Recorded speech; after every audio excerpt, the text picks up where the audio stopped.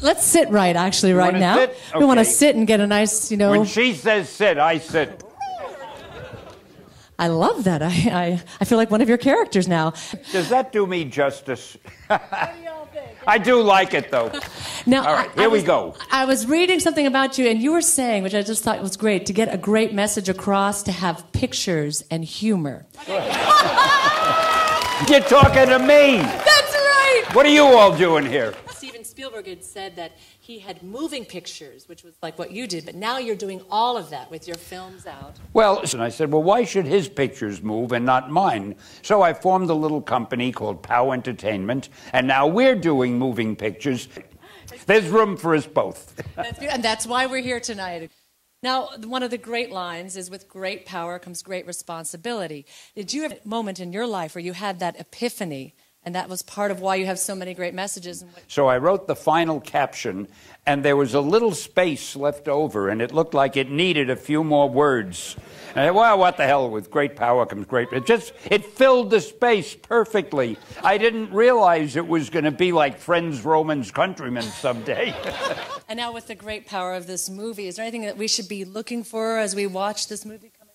Spider-Man 2? Oh, it's been out already. It has been out already. Have you not seen it, you slackers?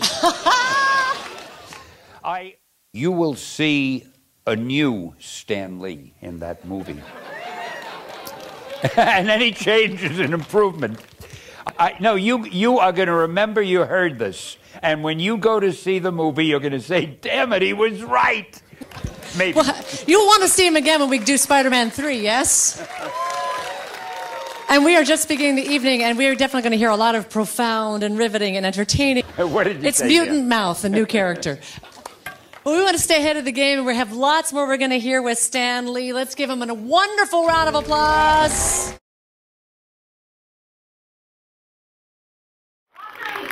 Okay, this is a little pre-show. We're going to see who are the die-hard fans out there. Who's a die-hard fan?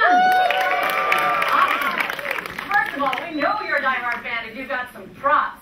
Who else has got a prop out there? Right over here. Yes, sir. Oh, first of all, you got the hat. I got two hats. Two hats? All right. Okay, he's going to get a nice prize. Give him a nice round of applause. Oh, you do not. He has a hoverboard. Oh, yeah. Yeah. Is the magnetic technology there yet? That's what we want to know. Give him a nice round of applause. Good. A copy of Biff's napkin. All right. eBay? I don't know. Yeah. But wait, there's more. Yes. Are you ready to get the evening started? So, first of all, I want to welcome you officially to Hollywood Master Storytellers. I'm Lynn Rose, and we ask a little question out there. How many of you are excited to be here tonight?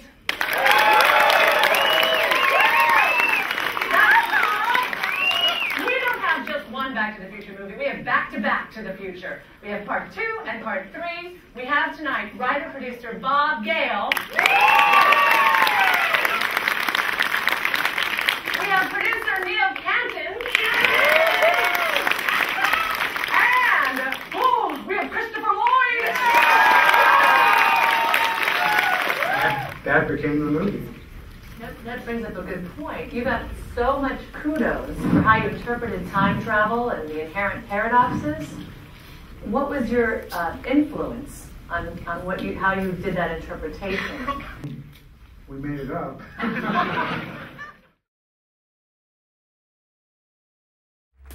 Thank you so much, I'm Lynn Rose, and welcome to the Ultimate Entertainer. This is where we see who stands up, who stands out as the multi-talented, multifaceted performer. First of all, he is the Brit with the wit, the one, the only, Mr. Nino Ferretto. To see how his improv skills are. How are our improv skills over here? Okay, go ahead, Steve. You show us how they are. We're ready for you. Welcome, welcome, everybody. Make some noise! Yes. Welcome to Gripes. But first of all, we want to meet our master panel, the masters of the Gripes. Only high heels. Oh, and so Ben, I don't think you're going to have time to talk to your ex-girlfriends after that. But don't you think if you're going to have a marriage, you must have trust? And if you have trust, you can allow having friendships. But you just trust blindly? They should step back and not do this to her. Thank you, panel. We are going to check in with our jury, our audience, whom we do trust to give us the answer. All right, welcome back. How are we feeling, you guys?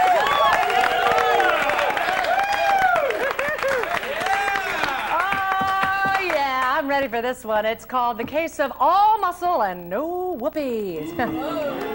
Sounds like you're looking all hot and there's no heat under the hood. All right. Are we ready for our panel over here? We got two questions.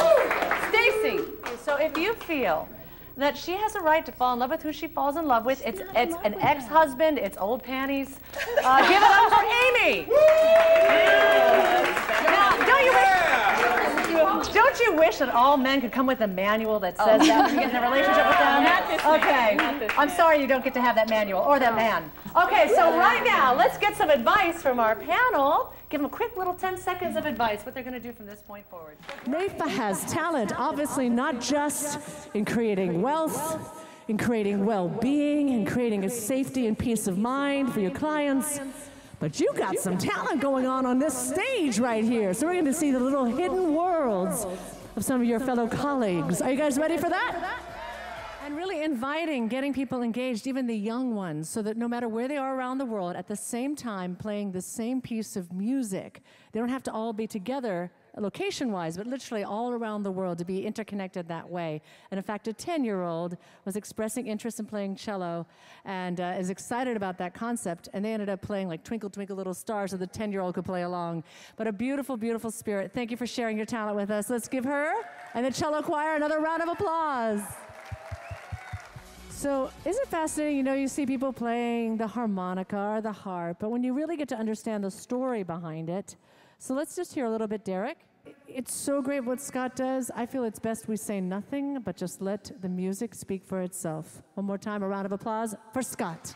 I'm one of those smart musicians who's like, I love to play music, but I just do not want to be only making $50 a night for the rest of my life. And you went, you know what, let me go out and create some success and enjoy music in my spare time. Well, a smart way to also interweave it with your business, too. I think that's fantastic. And now you're going to lift us up with your music, so get ready. Let's have a wonderful time. One more time for Brian, everybody.